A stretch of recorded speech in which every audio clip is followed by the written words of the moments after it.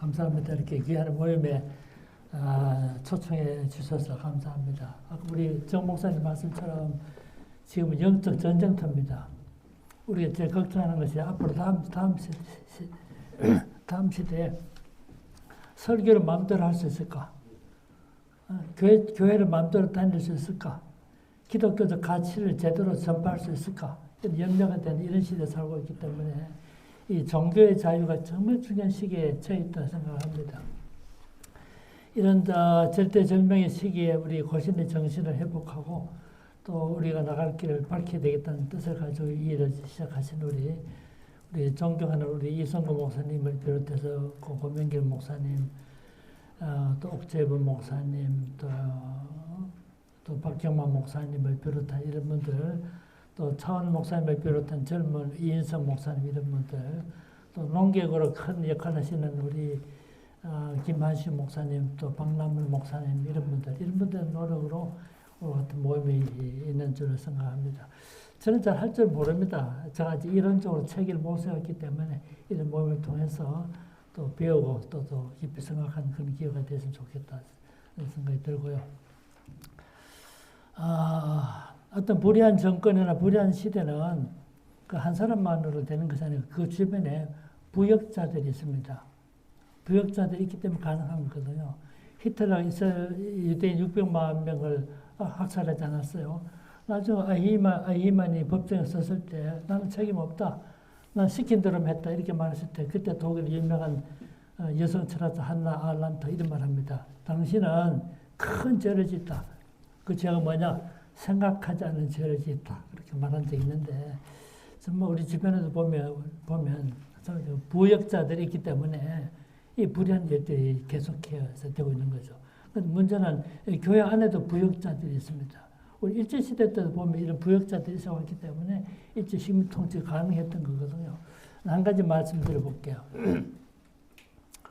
일제시대 때 사실은 뭐 여러 가지 탄압도 많이 받고 했습니다만은 제일 큰 문제는 일본이 끝까지 깰 수 없었던 것이 민족 혼을 파괴하지 못했어요. 이스라엘 백성들이 홍해를 건너서 가나안 땅에 들어갔잖아요. 아시다시피 일제시대 때는 출애굽 설교 못하게 했습니다. 에스겔서 설교 못하게 했습니다. 그런데 문제는 이스라엘 백성들이 하나님의 기적적인 도움으로 홍해를 건너서 가나안 땅에 들어갔는데 이게 큰 출애굽 이 사건이 민족 해방에 중요한 성경적 증거가 되는데 이걸 못 깼어요. 그런데 깬 사람이 누굽니까? 신학자들이 깨졌어요. 이스라엘 백성들이 홍해를 건넌 것은 역사적 사실이 아니다라고 말함으로써 홍해는 히브리 말로 얌수바임, 갈대숲의 말이잖아요. 실제 갈대밭을 건너간 것이지 이스라엘 백성은 하나님의 기적을 경험하고 홍해를 건넌 것이 아니라는 것을 자유주의 신학자들이 해줌으로써 일제가 감히 손대지 못했던 것을 해결해 준 거예요. 저 말씀 이해하셨죠? 학문적으로 바로 한다고 하는 학문운동이라고 했지만 결과적으로는 일제 식민 지배를 정당화시켜 주는 부역자 역할을 했던 것입니다. 저는 이걸 비극적 학문이라고 이름 붙여봤는데 오늘도 그와 같은 똑같은 일들이 벌어지고 있어요. 이런 시대 때 그래도 생각하지 않는 죄를 짓지 않으려고 이렇게 모신 여러분들을 참 감사를 드리고 저 강의는 부족합니다만 그냥 참고로 제일 큰 문제, 제가 갖고 있는 제일 큰 문제는 지금 여러분 기독교적 가치를 마음대로 설교할 수 있게 되나요?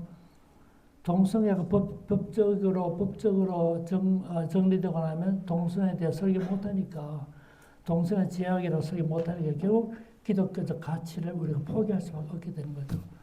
제가 염려하는 것은 이 종교의 자유가 전 심각한 문제에 접할 수 있고 그렇기 때문에 종교 자유 문제는 심각한 우리 시대의 주제가 될 수 있다고 생각해요. 그 다음에 문제가 정치 신앙의 문제인데 이런 문제인데 한 개씩 정리하면 결국은 우리가 싸워야 할 중요한 것은 두 가지인데요. 어떻게 신앙생활을 계속할 수 있을 것인가. 신교의 자유를 확보하는 것이고 두 번째는 신교의 자유 속에 포함되는 종교 행위의 자유인데 종교 행위의 자유가 뭡니까? 설교할 수 있는 자유, 전도할 수 있는 자유. 자, 죄송합니다. 제가 지금 치과 치료를 받고 있어요. 그래서 좀 말하기 불편한데 전도의 자유. 가까이 더 가까이 잘 안 들립니다. 원래 제가 목소리가 안 좋습니다. 전도의 자유, 종교교육의 자유, 구정예배 드릴 수 있는 자유, 기독교적 가치를 실현할 수 있는 자유가 종교행위의 자유인데 이 자유가 침해받지 않겠는가 상당히 연명이 되고 있어요. 그래서 오늘 이 종교의 자유의 문제에 대해서 좀 말씀을 드리는 생각을 하고 있습니다. 우리 시작하면서 한번 볼까요? 현재 한국의 민주주의는 심각한 도전의 직면에 있습니다. 다수당의 입법 폭주로 민주적 가치가 훼손되고 상권분리 위협하는 현실이 되었습니다. 특정인을 위한 입법이 시도되고 있고 사법체계가 흔들리고 있어서 미가 선지자가 했던 탄식이 오늘의 우리의 탄식이 되고 있습니다. 미가 선지자가 이렇게 말했잖아요. 그들이 침상에서 죄를 꾀하며 악을 꾸미고 날이 밝으면 그 손에 힘이 있으므로 그것을 행하는 자에게 화가 있을지어다 말한 적이 있는데 이거 오늘의 현실이 되고 있습니다. 야당은 무력화되었고 주류 언론은 공정하게 보도하지 않기 때문에 외면당하고 있습니다. 의론 외침은 광야의 외침으로 남아있습니다. 이보다 더 심각한 문제는 근년에 와서 종교의 자유 혹은 신교의 자유가 이 새 신자가 아니고 믿을 신자입니다. 신앙생활을 할 수 있는 자유, 종교의 자유죠. 신교의 자유가 그리고 강단의 자유가 위협을 받고 있습니다. 그리고 코로나 상황에서도 집회 자유가 제한된 적이 있습니다만 최근에 교회와 목회자들에 대한 압수수색이나 목회자들을 압수수색하고 있습니다. 2025년 5월 10일에는 부산 경찰청에서 세계로교회 손현보 목사 교회 사무실과 스마트폰을 압수수색한 바 있고 6월에는 운정참전교회를 압수수색했습니다. 운정참전교회는 2025년 2월에 종북 주사파를 척결해 나라가 산다라는 표현을 했다는 이유로 내란 선동죄로 고발된 바 있습니다.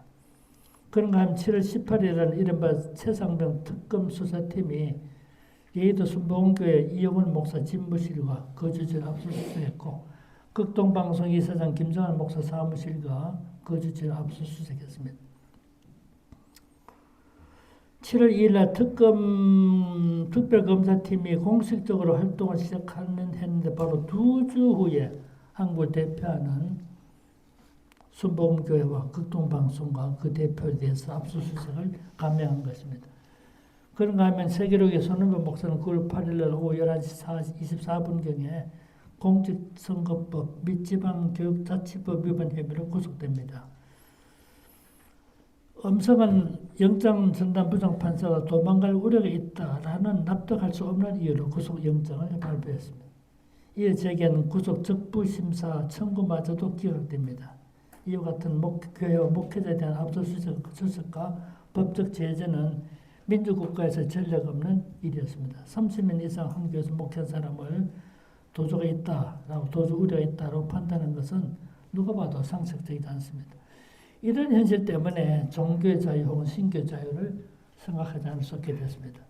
우리 종교의 자유에 대해서 간략하게 정리해 봅시다. 한마디로 말하면 종교의 자유는 어떤 시대든 그냥 주어지지 않았어요. 특정 기독교 신앙형이고 신교의 자유는 거저 주어지지 않았다는 점입니다. 끊임없는 생존을 위한 투쟁으로 오늘의 자유를 누리게 된 것입니다. 일반적으로 종교의 자유는 17세기 존 로크로부터 시작됐다. 존 로크가 처음으로 종교의 자유를 주장했다라고 말하지만 사실은 이보다 앞서서 2세기 후반에 교부했던 테르툴리아누스가 처음으로 종교의 자유를 말했습니다. 참고로 말씀드려 볼게요. 이 테르툴리아누스는 알다시피 삼위일체라는 말을 제일 처음으로 사용했던 인물인데 초기 인물이기 때문에 기독교 신학을 정립하기 위해서 그 당시에 없던 단어를 982개의 단어를 신조어를 만들었던 그런 인물이 아닙니까? 아주 똑똑한 인물이었죠. 그 부분에서는 그 라틴어로 쓴 31편의 글이 지금 남아있는데 대표적인 작품이 아폴로제티쿰이라고 불리는 변증론하고 우상숭배론인데 특히 이 변증론에서 이런 말합니다. 종교의 자유와 종교의 관용을 주장했던 최초 인물입니다. 특히 밑에서 변증론에서 이런 말합니다. 다른 주피터인 하나님을 섬기도록 허용하라. 그 당시 주피터를 섬길 때인데 다른 주피터인 하나님을 섬기도록 해달라는 종교의 자유를 주창했던 그런 인물이었죠. 그 다음에 그분의 노력이 결국은 이런 노력은 뭐를 통해서 합니까? 다 설교를 통해서 그렇게 강조했던 분이고요. 그 다음에 4세기 이후에 기독교가 로마 제국의 국교가 되기도 하지만 313년 공인을 거치고 380 국교가 되지만 그 하에서도 여전히 종교 자유는 누리지 못했습니다. 요즘에 말하면 이 기독교 왕국이 됐다 하지만은 그 당시 교회, 즉 로마 교회 교리로 벗어난 이설이나 다른 주장을 하면 이단으로 간주되어서 극심한 탄압을 받았습니다. 그러니까 종교 자유를 온전히 누리지 못했던 거죠. 비텐베르크 대학의 히브리어 교수였던 마티아스 플라치우스 유명한 인물이잖아요. 이분이 1556년에 진리 증인들에 관한 목록이라는 글을 썼는데 여기 보면 바른 성경적 신앙을 지키기 위해서 얼마나 많은 사람들이 희생을 치렀던가를 이렇게 엿볼 수가 있습니다. 그래서 16세기에도 그랬고 종교개혁 당시도 똑같이 종교적 관용이나 종교 자유를 누리지 못했습니다. 그러다가 몇 줄 내려가다 보이죠? 1526년에 제1차 스파이르 제국 후에 1555년에 아우스부르크 회의를 거쳐서 1648년에 와서 비로소 어떤 지역에 대한 구이스 레기오, 에이우스 렐리고라고 하는 어떤 지역의 종교는 그 지역 통치자의 종교에 따른다는 부분적인 종교 자유가 종교 선택권이 주어지게 되죠. 17세기 존 로크 시대도 역시 종교 자유가 온전히 누리지 못하기 때문에 종교 자유를 위해서 존 로크 어떤 역할을 했던가 그런 이야기를 썼고요. 그 다음에 사항을 보시면 북미 대륙에 기독교가 소구된 다음에 뉴잉글랜드에서 이 정교 분리가 어떻게 전개돼가고 결국은 미국에서 그 헌법에서 수정 헌법에서 종교 문제가 어떻게 정리되고 있는가를 정리했는데 한마디로 말하면 국교 설립은 불가능하다. 그리고 국가는 정부기관은 기독교를 탄압해서는 안 된다. 기독교의 자유를 제한하는 법을 제정해서는 안 된다는 그런 법령이 만들어졌기 때문에 이것이 나중에 종교 자유 문제에 관련해서 깊은 영향을 끼치게 된다. 그런 이야기를 했습니다. 5항에 보면 일본과 한국의 경우를 소개했는데 이거는 조금 보고 지나갈게요.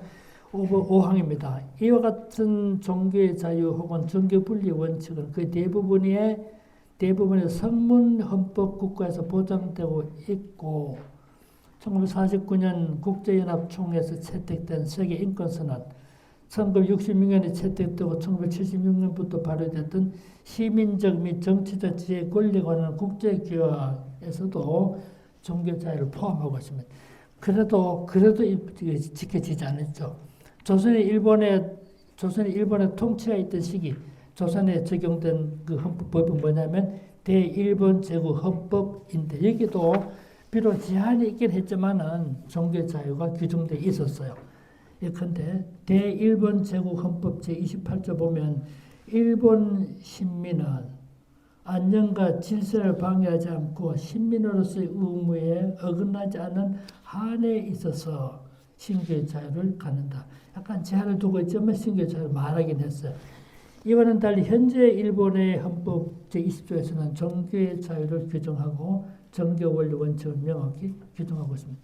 우리나라도 1948년 건국헌법에서 종교 자유와 종교 분리를 규정한 이래 약간의 자구 수정이 있었습니다만 이 규정은 유지되고 있습니다. 즉 헌법 20조 보면 모든 국민은 종교의 자유를 가진다. 국교는 인정되지 않으면 종교와 정치는 분리된다라고 규정하고 있습니다. 그런데 이 규정마저도 때로는 훼손되고 있는 것입니다. 그렇다면 종교 자유가 뭔가? 아까도 말했습니다만 종교 자유를 두 가지로 정리할 수 있는데 첫째는 신앙의 자유를 말하고 갈로벤스 프라이하이트인데 신앙의 자유를 말하고 두 번째가 종교 행위의 자유를 의미합니다. 종교 행위의 자유가 뭔가? 종교 행사의 자유, 종교적 집회와 결사의 자유, 종교 교육의 자유, 전도 혹은 선교의 자유, 구종 예배의 자유, 성가대 연습의 자유 이런 것들입니다.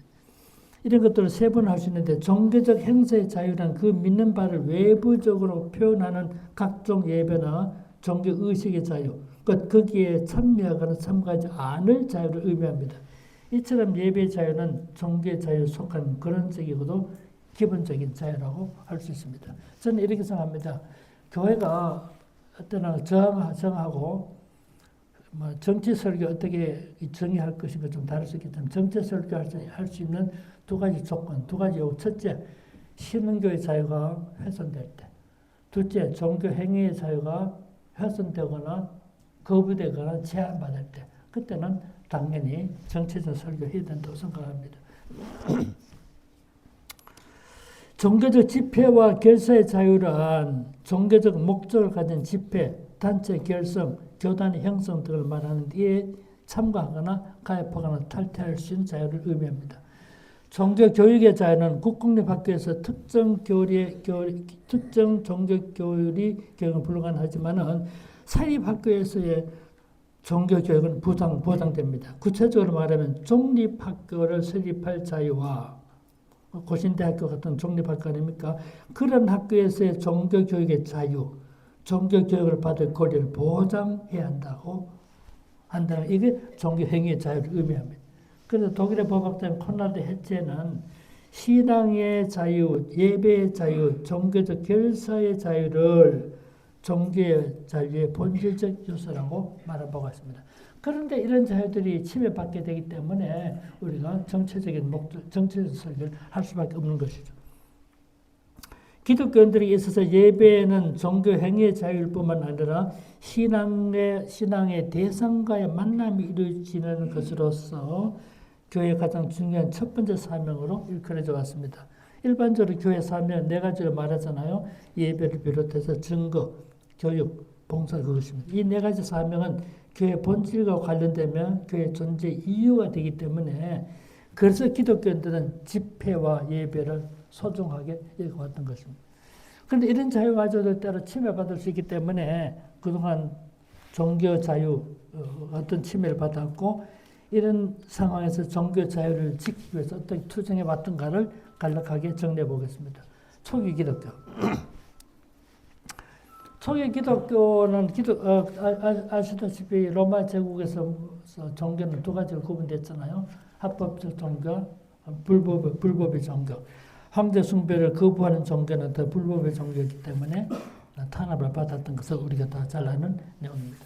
그 당시 대부분의 종교들이 다 신교였기 때문에 이미 여러 신의 성교가 있기 때문에 황제 숭배를 하나 더 보태서 한다 하더라도 문제되지 않았기 때문에 그 당시 모든 종교는 황제 숭배를 허용했습니다.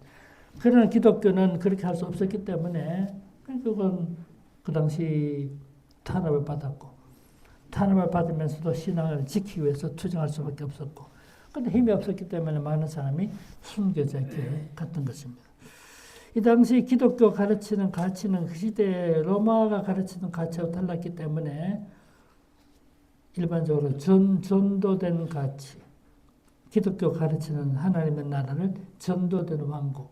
재밌는 표현이죠. 이 크리빌이라는 사람이 썼던 표현인데 크리빌이라고 하는 미국의 학자 쓴 용어인데 전도된 가치, upside down ethics, upside down kingdom이라는 말을 썼습니다.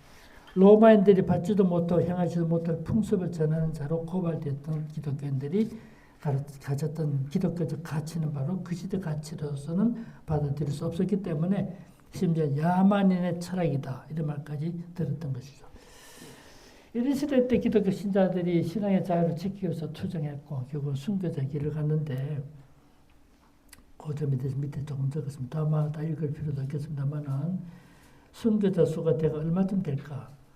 어떤 사람은 1000명 이하이다라고 이렇게 말해왔고 최근에 그 미국의 그 The Rise of Christianity 기독교 발현기는 책을 썼던 로더니 스타크 같은 사람은 만화에 300명 정도다 이렇게 말한 적이 있습니다만은 실제로 우리 고신대 출신으로서 순교에 대해서 깊이 연구했던 신민석 박사가 모든 자료를 통계를 다 조사해서 보니까 디오클레티안 황제 때 롬 황제 중에 제일 기독교 심하게 탄압했던 사람은 디오클레티안인데 디오클레티안 황제 때만 하더라도 23,500명이 순교했다.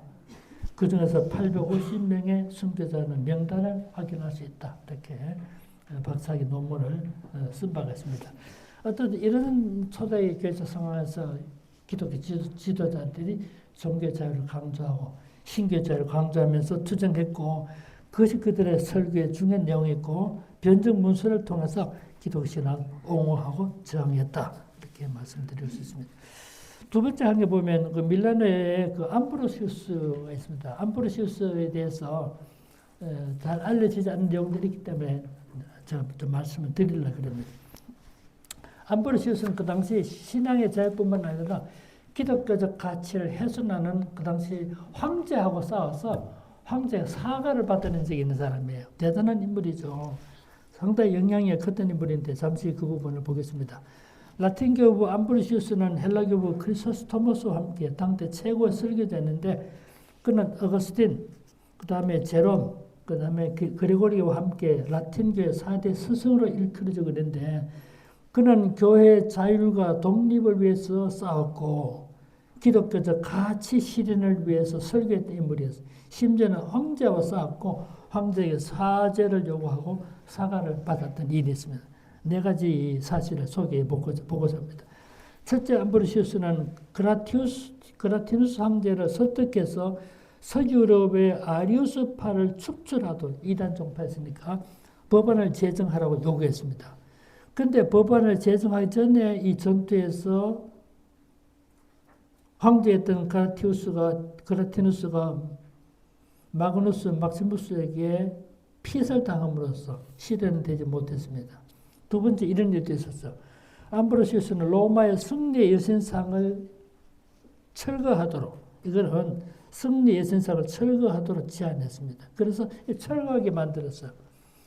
모든 전쟁은 하나님의 손안에 있는데 승리 여신상을 세운다는 건 의미 없다. 그래서 철거하겠고 나중에 정의의 여신상을 다시 세우려는 로마시 집정관 그 퀸투스 아울렐리우스 신마쿠스에게 반대하고 설교를 통해 이를 비판해서 이를 막아낸 일도 있었습니다. 말하자면 이교도 예식을 제거하도록 했던 것입니다. 세 번째,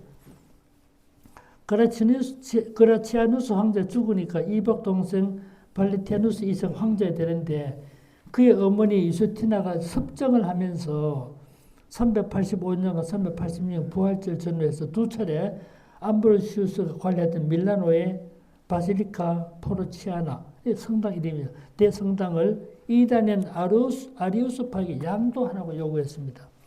그러나 암브로시우스는 이런 요구는 부당하다고 보아서 이에 대항하여 설교하고 요구를 거절합니다. 이때 암브로시우스가 했던 유명한 말이 황제는 교회 안에 있지 교회 위에 있지 않다고 말했습니다. 암브로시우스는 이때 설교는 필사에 대해서 후대에 전해지고 있는데 지금도 그 설교문을 볼 수가 있습니다. 황제가 무력을 동원해서 성당을 강제로 빼앗으려고 시도하니까 암브로시우스는 신도들과 함께 황제 군대에 대항하면서 교회의 자율과 독립을 지키고자 했습니다. 어떻게 했냐면 성도들이 교회당을 떠나지 않고 찬송을 부르면서 버텼다고 합니다. 네 번째, 이런 일이 있었어요. 암브로시우스는 황제에 대해서도 부당한 일을 비판하고 신교와 개신교를 말하지 않고 종교, 신앙의 자유, 신교와 기독교 가치를 지키기 위해서 싸웠습니다. 한 가지 사례가 황제 데오도시우스 황제. 이 데오도시우스 황제는 알다시피 기독교를 공연했던 유명한 황제 아닙니까? 근데 이 황제가 대결하는 일이 있었습니다. 390년에 데살로니가 주민들이 반란을 일으켜 총독을 살해하고 황제 및 황후의 초상화를 흙탕물 속에 집어넣고 갖은 모욕을 가한 사건이 일어났어요. 이때 격분했던 데오도시우스 1세는 군대를 보내서 그 지방에 사는 약 7,000명을 무자비하게 학살했습니다. 이 소식을 들은 암브로시우스는 분개해서 즉시 서한을 황제에게 보냈습니다. 폐하, 당신은 하나님의 형상대로 지음받은 사람들 죽였습니다. 회개하지 않으면 성천 예식에 참여할 수 없습니다. 그때는 기독교 국가였는데 그 기독교 공인된 이유였기 때문에 데오도시우스에게 성천 예식을 금지시킨 겁니다. 숱한 정죄를 금한 겁니다. 데살로니가 학살에 대한 책임을 물어 공식적으로 참여할 것을 요구하고 아울러 당분간 교회 출석을 금해줄 것을 요청했습니다. 그러나 이러한 요청을 묵살한 황제는 부활절날 측근들을 대동하고 교회로 행차했습니다. 그래서 암브로시우스는 교회 문을 가로막고 서서 황제가 교회당에 못 들어오게 막았습니다. 그의 단호한 태도에 데오도시우스 1세는 하는 수 없이 발길을 돌려서 돌아갔고 390년 성탄절 날에 다시 교회를 찾아왔습니다.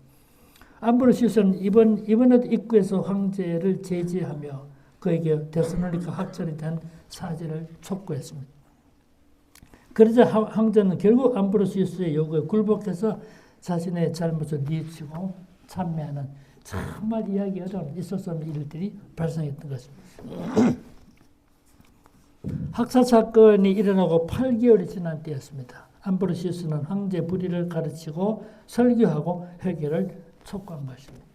그렇게 했기 때문에 결국 황제 사학을 받아낸 거죠. 암브로시우스는 397년 4월 4일 세상을 떠나기까지 4사람의 로마 황제를 상대했는데 기독교 가치 실현을 위해서 설교했고 가르쳤고 세상의 권세자들을 두려워하지 않았던 사람이 암브로시우스. 또 한 사람이 존 낙스인데요. 잘 알다시피 낙스는 그 장로교 원조라고 불리죠. 존 낙스 1559년에 제네바로 망명 갔다 본국인 스코트는 돌아갔고 1560년에 장로 총회를 조직하지 않았어요. 그때 6사람의 존 이름을 가진 6사람 모아가지고 신앙 고백서를 만드는 것이 그 25개 조항으로 된 스카우트라는 신앙 고백서인데 이게 웨스트민스터 신앙 고백서 만들어지기 이전까지 장로교 중요한 신앙 고백서였죠. 한 가지 말씀드리면 아시다시피 존 낙스가 칼빈의 가르침을 받았지만 스코틀랜드 돌아가서 스코틀랜드 리폼드 처치로 이름할 수 있지만 그렇게 하지 않고 일부러 장로교 이름을 붙였습니다. 왜 그랬을까요? 이게 장로교 시작이 되는데 존 낙스가 칼빈의 가르침을 받았으니까 스코틀랜드 돌아가서도 스코틀랜드 리폼드 처치 하면 되는데도 일부러 그 말 안 쓰고 장로교 이름 붙인 거는 스코틀랜드 밑에 잉글랜드 아닙니까? 잉글랜드 감독제도예요. 감독제도. 근데 우리 스코틀랜드는 감독제도가 아닌 장로제도를 쓰는 교회입니다라고 선명하게 드러내고 싶어서 일부러 장로교를 붙인 거 아닙니까? 그 장로교는 뭡니까? 회중의 대표로 장로를 선출하고 장로 목사가 당회를 구성해서 교회의 치리를 감당함으로써 국가 권력이 교회 문제 개입하거나 간섭하는 것을 원천적으로 봉쇄한 제도가 장로교 제도예요. 장로의 제도 자체가 사실은 국가 권력으로부터 간섭받지 않는 종교자를 누리게 만든 제도 아닙니까? 그래서 장로의 제도를 대의제, 대의민주주의 제도 말하잖아요. 이는 존 낙스인데 존 낙스는 사실은 자기 조국에 돌아가서 이제는 종교개혁을 다 해나가고 장로를 만들었잖아요. 근데 얼마 있다가 프랑스로 시집가가지고 있다가 프랑스 남편 죽으니까 메리가 본국 돌아왔습니다. 메리는 이름은 왕이지만 자기 남편 프랑스 왕하고 결혼할 때 프랑스 가 있었기 때문에 부재국왕이었죠. 그러다 다시 돌아왔을 때는 이미 존 낙스 종교개혁 다 한 이유 아닙니까? 돌아오자마자 다시 미술 집례하고 다시 선적 의식을 회복하려고. 그때 존 낙스 싸웠던 사람이 메리 여왕하고 싸웠던 거죠. 근데 그 메리를 향해서 진짜 존 낙스 우리와 같은 설교를 통해 메리를 공격했잖아요. 어떻게 공격했습니까? 존 낙스가 있던 성가일교회하고 왕궁의 왕궁은 1km 정도 걸고 안 돼서 1km. 1km밖에 안 되는데도 존 낙스가 어떻게 설교하면 그 메리를 공격했잖아요. 설교할 이름을 말하면서까지. 그러니까 복음의 정신에 신교자뿐만 아니라 종교 행위의 자유가 침해받는다고 생각했을 때 공격하고 비판했던 것이죠. 설교를 통해. 더 자세한 얘기는 적어놨습니다만 참고로 보시면 아시겠습니다. 그 낙스는 설교라는 것이 뭔가? 존 낙스는 설교라는 것이 뭔가? 그거는 하나님의 나팔을 대신 부는 행위다. 설교는 자기 나팔을 부는 것이 아니고 하나님의 나팔을 대신 부는 자. 이게 설교를 해요. 그래서 존 낙스는 하나님의 나팔수, the trumpet of God, 그 말을 듣게 된 것이죠. 이런 말이 남아 있습니다. 다른 사람들은 로마 카톨릭의 교리적 오류를 지적할 때 천주교의 가지를 치는 정도였다면 존 낙스는 뿌리치 흔드는 사람이었다. 이렇게 평가한 적이 있습니다. 뭐 대충 적어놨습니다만 참고로 봐주시면 좋겠고요. 좀 내려가다 보면 그 메리가 돌아와서 본국으로 돌아와서 다시 미사를 집례하고 다시 천주교로 복귀 운동을 시도했을 때 그 낙스는 메리의 미사를 가리켜서 이세벨의 우상 숭배다 라고 하면서 성가일교회에서 그렇게 메리 비판하는 설교를 했던 것입니다. 그때 왕궁에서 이렇게 말하면 낙서에 당신이 본문에 충실한 설교를 해라. 본문에 충실한 설교를 할 것을 요구했을 때 그때 낙서 뭐라고 말합니까? 나는 설교자로서 의무를 다할 뿐이다. 메리는 낙서를 소환하여 경고했지만 낙서는 존 메이지 이론을 따라서 만일 국왕이 박해할 경우에 국민들에게는 요즘은 저항권이죠. 항쟁할 권력이 있다는 점을 상기시켰습니다. 말하자면 국민 저항권을 말한 것입니다. 국왕 메리와 낙서 간의 영적 전쟁이 시작된 거죠. 기획자 낙서가 볼 때 메리의 미사는 침공해 오는 군대보다 더 심각한 문제다. 이렇게 봤습니다. 그 다음에 우리 한국의 경우를 하나 들어봅시다. 우리 주기철 목사님인데요. 주기철 목사님은 너무 잘 알지만 사실은 주기철 목사를 순교자로만 알고 있지만 사실 그렇잖아요. 주기철 목사는 그 당시 진짜 엘리트 목사입니다. 그 당시에. 뭐 우리 한상도 목사님 참 훌륭한 어른이지만 한상도 목사님 예를 들어 본다면 저 다대포에서 초등학교 졸업했잖아요. 그 다음 피어선 신학교 가서 공부 조금 하다가 그 다음에 평양신학교 공부한 분이에요. 주기철 목사 어때요? 자기 고향인 웅천에서 개통 보통에 7년 공부했습니다. 정조 오선학교 가서 지금의 중고등학교, 정조 오선학교 그 당시 민족학교 조만식 선생님 같은 대표적으로 정조 오선학교 졸업했어요. 그 다음 연희전문학교, 지금 연세대학교, 상가 가서 한 학기 공부했어요. 그 다음 평양신학교 갔기 때문에 그 당시 주기철 목사님이 일할 당시에 목사가 장로교 목사 한 250명 있었는데 엘리트 목사였어요. 주기철 목사님. 주기철 목사님은 다른 이야기지만 주기철 목사님이 기독교 강요를 읽었을까요? 참 틀림없이 읽었다고 봅니다. 뭘 가지고 압니까?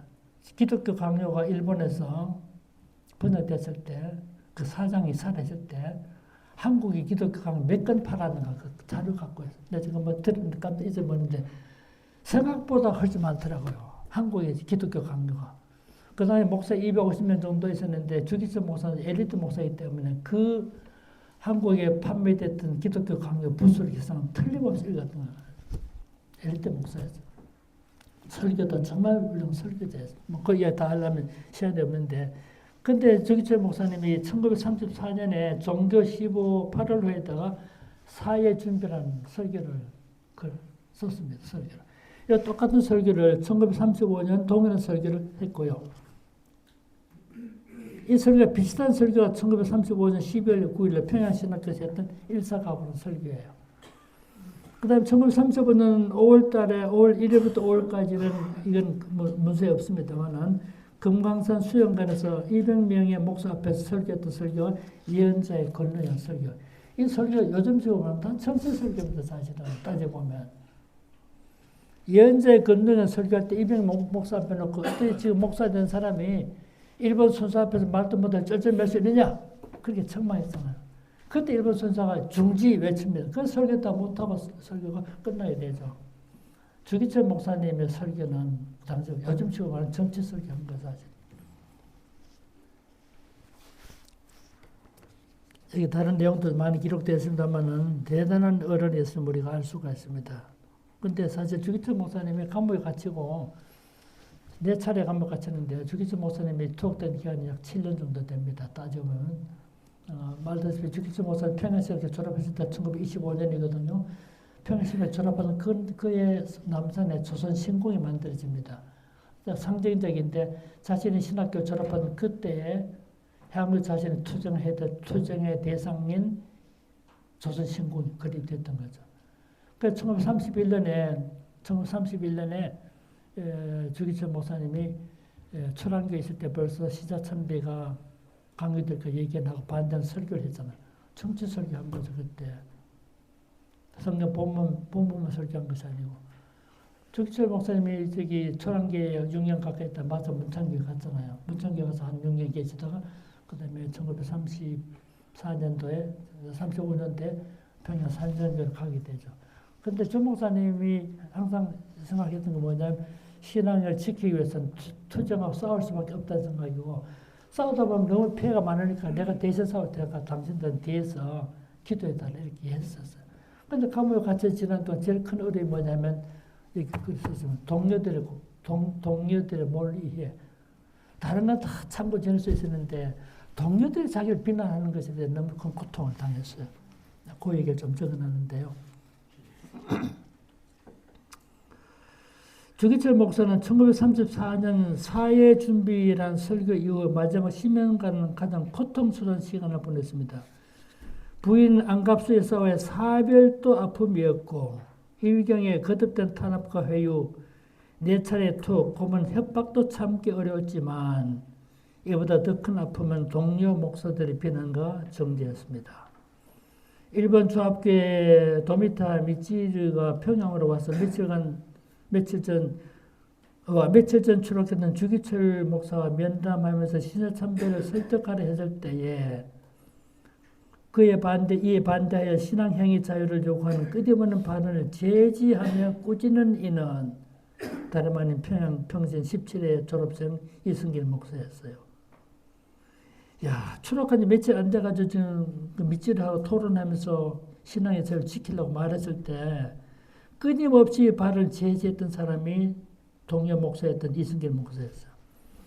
주기철 목사에게 설교를 자제할 것을 요구하고 당신 때문에 교회와 노예가 시끄럽다라고 책망한 이는 평양 연화동 교회 최지하 목사였어요.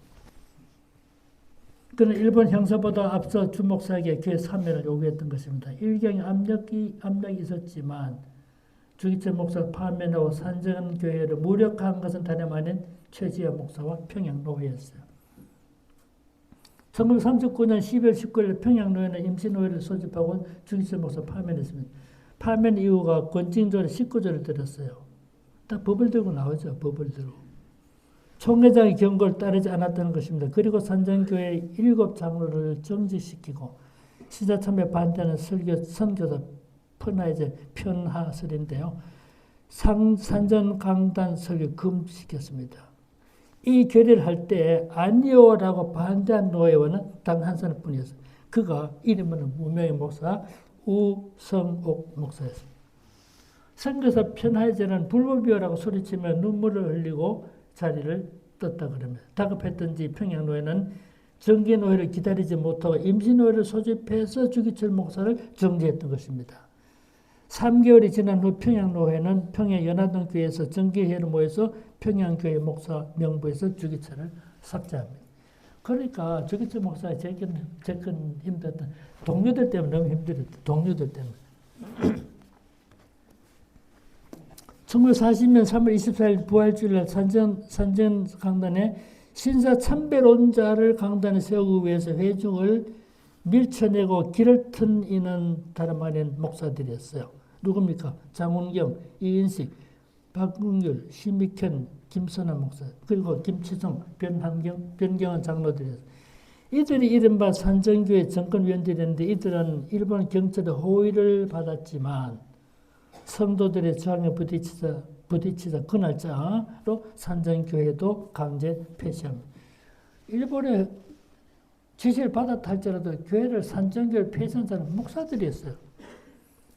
예배당 폐쇄 2주 주기철 목사의 노무로 포함한 그 가족을 교회 구은회식 사택에서 강제로 쫓아냈습니다. 그 일을 한 이들이 노회 전권위원이라는 이름의 동료 목사들이었어요. 주동 인물은 평양 창동교회 이인식 목사였습니다. 사택에서 추방된 주기철 목사 유족은 해방되기까지 5년간 몇 번 13번 이사를 했어요.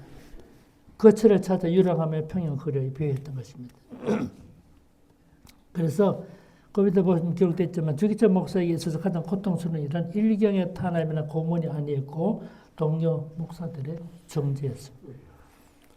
주동자들의 사조직이 평양 기독교 친목회입니다. 그때도 이런 사조직이 있었어요. 이름이 얼마나 좋습니까? 평양 기독교 친목회. 이들에게도 논리가 있었습니다. 교회와 노회의 평화를 위해 서는 논리였습니다. 그들은 신교의 자유가 침해당하더라도 침묵하는 것이 진정한 평화라고 믿고 있었던 것입니다. 이보다 앞서 장로교 총회나 1938년 9월 10일 신사참배를 각일한 것도 권력 앞에 굴종했던 목사들의 합작품, 부역자들이 있었기 때문에 평양 평서 안주 세노회는 각본을 짰고 평양노회장 박웅현 목사는 시사참배는 정부가 규정한 국민 의례라면 긴급 제한을 하고 평등의장 박이면 목사는 동의하고 안준호의 기린선 목사는 제청했던 거예요. 여러분 박은규는 평신 24회, 박이면 27회, 기린선 30회였습니다. 신사참배 가기를 당시 총회장 홍택기는 18회였고 주기철 목사가 동기성이었습니다. 야, 참 놀랍지 않습니까? 한 사람은 동기인데 한 사람 신사참배 반대하고 목숨을 쌓았고 한 사람이 신사참배 결의했던 거죠. 우리의 적을 멀리 있지 않습니다. 한 사람의 피 흘리며 신사참배 거부하고 신앙의 자유를 위해 싸울 때 또 한 사람 홍택기는 일경 호의를 받으면서 신사참배 우상이 아니라고 부도 묻지 않은 채 참배를 가기로 했던 것입니다. 그 정도만 보겠습니다. 그러면 이 신앙의 자유가 어떤 상황에서 가장 훼손되는 공산주의죠. 공산주의 하에서는 신앙의 자유를 지킬 수 없는데 두 가지 사건을 한번 소개하려고 그럽니다. 우리 시간 다 됐죠. 10분 남았나요? 조금만 더 하겠습니다. 그러면요. 저는 20세기 최대 사건이 뭔가? 20세기 최대, 공산주의의 시작과 소멸이다. 이렇게 생각합니다. 자, 20대 최대 공산주의. 완전히 소멸된 건 아니기 때문에 쇠퇴라고 할 수 있겠죠. 그 공산주의가 어떻게 이루어지는가 좀 참고로 설명했습니다. 그거는 참고로 봐주시면 좋겠습니다. 그 다음에 보면 이 공산주의에서 얼마나 많은 사람이 피해를 받는가 그 얘기 좀 하겠습니다. 20세기 그 밑에 다 내려가면 찾을 수 있겠죠? 찾을 수 있겠죠. 20세기 최대 사건은 공산주의의 생산과 소멸을 할 수 있는데 공산주의는 무엇을 남겼는가? 공산의 노동자가 중심이 되는 유토피아가 이루어졌습니까? 인간다운 삶을 누리고 평등한 사회가 이루어졌습니까? 그렇지 못하다는 점은 우리 시대 역사가 보여줍니다. 공산주의가 남긴 것은 대량 학살, 숙청, 처형, 비밀경찰, 공포정치뿐입니다. 폴란드 출신의 철학자 레제크 콜라콥스키는 이렇게 말하죠. 사회주의는 공산당 일당 독재로 자유를 박탈하고 재산은 물론 인간의 마음과 역사, 인간관계까지 국유화한 것으로서 인간의 얼굴을 가진 악마라고 지적한 바 있습니다. 볼셰비키 혁명 80주년을 앞둔 1997년 11월 달에 스테판 쿠르투아 교수 등 프랑스 학자 11명이 공동 저술한 책이 나왔는데 그게 공산주의 흑서라는 책이 있어요. 여기 보면 이런 통계가 나옵니다.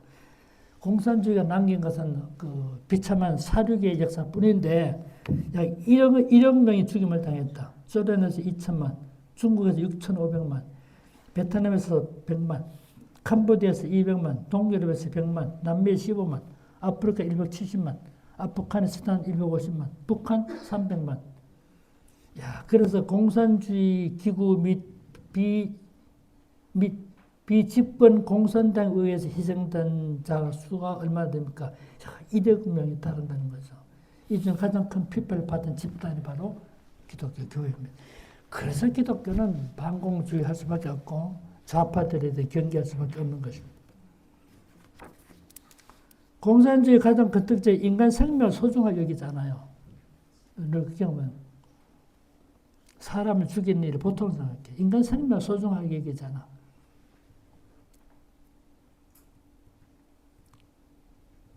그 밑에 그런 데 좀 적어놨습니다. 그런데 제일 밑부분만 보겠습니다. 그런데 이 역사가 외면한 광기가, 공산주의 광기가 지금 우리나라에서도 유령처럼 배회하고 있는 것입니다. 그렇다면 공산주의는 기독교를 어떻게 타협했는가? 그 사례를 소개했습니다. 먼저 소련 경우는 19세기 말 러시아 정교회는 가장 부유하고 풍요로웠습니다. 러시아에서는 국교인 정교 외에도 유대인들과 아르메니안들도 있었고요. 루터교도 있었어요. 유럽에서 박해를 받아 피난온 메노나이트도 있었어요. 그런가 하면 러시아에서 생성된 분파도 있었는데 그 대표적인 경우가 17세기 러시아 정교회로부터 불리는 구신도파 있었습니다. 러시아 혁명이 일어날 당시 이들의 교신은 1,300만, 기독교 신자 1,300만 명에 달해서 결코 소수 집단이 아니었어.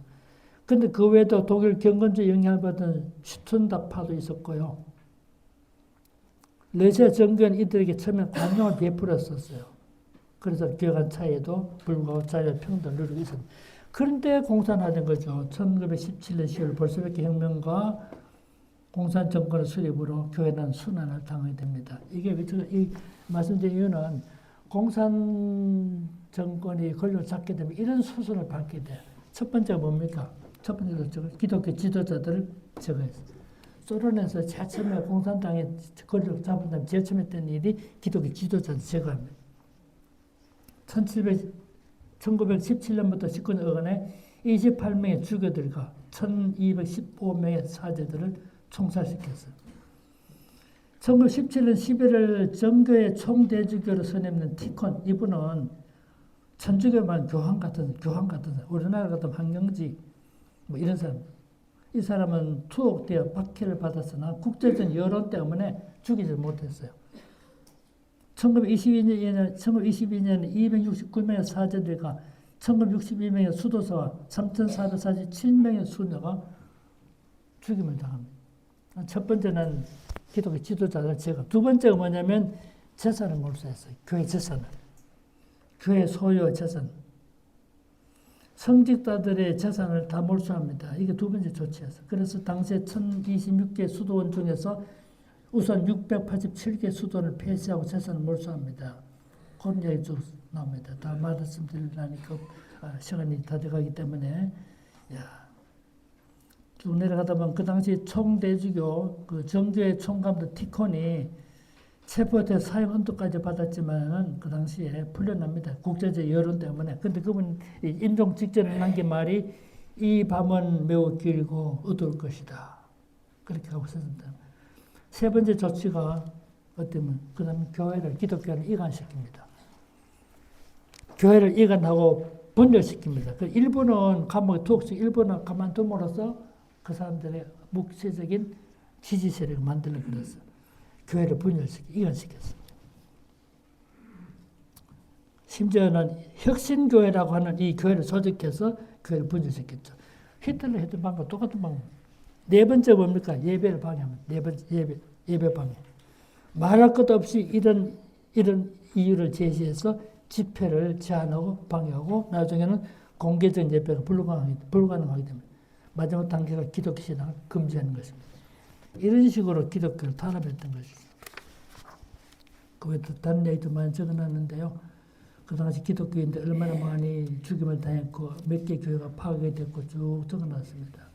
참고로 한번 봐주시면 도움이 되겠고요. 쭉 내려가다 보면 1970년 노벨상을 받았던 그 솔제니친이 유년 시대 때 경험했던 사실을 이렇게 진술한 바가 있어요. 그것도 한번 보시면 아시겠습니다. 봐주시기 바라고요.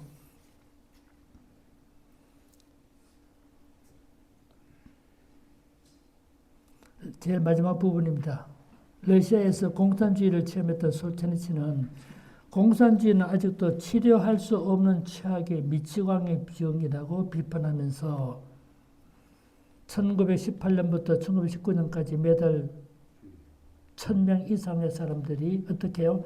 재판도 없이 채용됐다고 진술한 바가 있습니다. 정리하면 러시아에서 볼셰비키 혁명 이후의 역사는 한 가지 중요한 사실을 보여주는데 공산주의는 반기독교적이고 기독교 공산주의는 공존할 수 없다는 점을 보여줍니다. 이런 탄압에도 불구하고 기독교를 멸절시키지는 못했어요. 1940년 독소전쟁이 발발했을 때 스탈린은 정교의 지원이 필요했기 때문에 부분적인 종교자유를 허용하게 된 거죠. 중국 이야기만 조금 말씀드리겠습니다.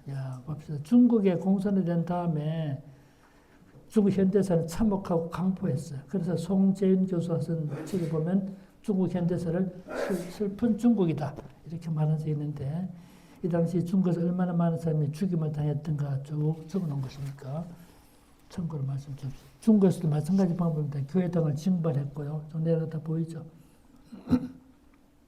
또 선교사를 추방합니다. 왜냐하면 외국적인 건 선교사를 추방합니다. 그 부분 잠시 볼까요? 1949년 당시 중국에는 약 80만의 개신교도 400만 명의 로마교 신자가 있었어요. 그래서 모태도 정권에 들어서면서 소위 새로운 중국 건설이라는 미명을 이름은 잘 붙입니다. 새로운 중국 건설. 자본주의와 제국주의적인 것은 말살되기 시작했는데 기독교는 두 가지와 관련된 것을 취급돼요. 먼저 선교사들이 더 이상 필요하지 않다라고 경고하고 선교사들 준 것을 추방시킵니다. 그래도 믿음으로 남아있던 선교사들 체포하고 간첩 행위자를 구금하고 처형했습니다. 대표적인 경우가 미국 남장로의 프랭크 프라이스 박사입니다. 그건 간첩죄로 고소돼 엄청난 고통을 겪었고 1935년 고통을 겪고 죽음을 당하죠. 또 한 사람이 누구냐? 1935년 7월 남침례교 해외 선교부에서 남중국으로 우주에 파송돼서 스타우트 기념병원에서 15년간 사역했던 존 왈레스입니다. 이 왈레스 의사가 진짜 참 기독교 신사로서 좀 헌신적으로 중국에 일했거든요.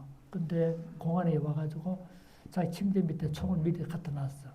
원래 총 없는 사람인데 일부러 잡으려고 공안 밑에 침대에 총을 갖다 놓고 총을 소지했다 이유를 가지고 체포했어요. 그래 이 사람이 처형을 합니다.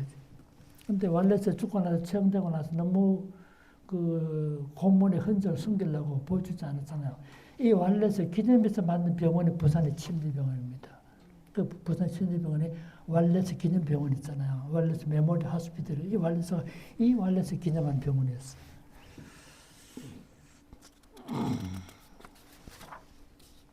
다 읽을 시간이 없으니까 그 정도까지만 적은 뒷부분 마지막 부분 좀 볼게요. 이 상을 살펴볼 때 공산주의 역사는 대량 학살, 숙청, 처형, 비밀경찰, 공포정치뿐이었고 반인간적인 일인 독재의 이데올로기라는 사실을 보여주고 있습니다. 그래서 밑에 보면 공산주의 하에서는 기독교 탄압은 물론이고요. 예배 방해와 제한, 지도자 체포, 구속, 제거, 교회나 교육기관의 재산 몰수, 종교 집회 금지 이런 수순이 있습니다. 기독교에 대한 부정적인 여론 조작, 외국인 선교사 추방 같은 방식으로 전개되어 왔음을 알 수가 있습니다. 그런데 문제는 이런 공산주의나 유사 공산주의 좌파 사상 오늘의 한국에서 배회하고 있다는 사실입니다. 세계 최악의 공산주의 국가로서 3대 세습 정권인 북한을 찬양하고 김정은을 칭송하는 일이 공공연하게 시위되는가 하면 이런 세력이 기독교회와 기독교 교회까지 침투하고 있다는 점입니다. 이런 점을 볼 때 우리가 정치 관여를 할까요? 영어를 어떻게 할 것인가 좀 고려해야 되겠지만은 신교의 자유가 제한받을 때 종교 행위가 제한받아서 기독교적 가치를 실현할 수 없게 될 때는 저항하거나 정치적인 설교를 통해서 깨우칠 수밖에 없다. 그 점을 적어놨습니다. 맺는 말 중간 조금 내려가다 보면 그럼에도 불구하고 종교의 자유와 함께 집회 자유는 한국에서도 거부되고 침해를 받아왔고 예배 자체가 불가능한 상황에 직면하게 됐습니다. 부당하게 집회를 금지하거나 예배를 제한하고 심지어는 교회 폐쇄 일도 발생했다. 11월 4일자 조선일보 보니까요. 세계에서 가장 높은 IQ를 가졌다고 알려진 36세 김영원 씨가 한국 정부는 애국자를 처벌하고 공산주의자를 찬양하고 있고 진리는 범죄자가 되었고 신앙은 표적이 되었다. 라고 하면서 신앙의 자유, 신앙이 박해받지 않고 보호받는 미국의 안식처를 구한다며 미국 망명을 신청했다는 보도가 나왔습니다. 그건 이런 말입니다. 성경적 진리를 억압하고 선조들이 지켜내려 싸운 자유를 배반하는 친북 좌파 정부가 지배하는 한국에 더 이상 머물 수 없다라고 말했다고 알려져 있습니다. 이는 우리가 오늘의 현실이기 때문에 고해양 같은 활동이 필요하지 않겠나 생각이 듭니다. 감사합니다.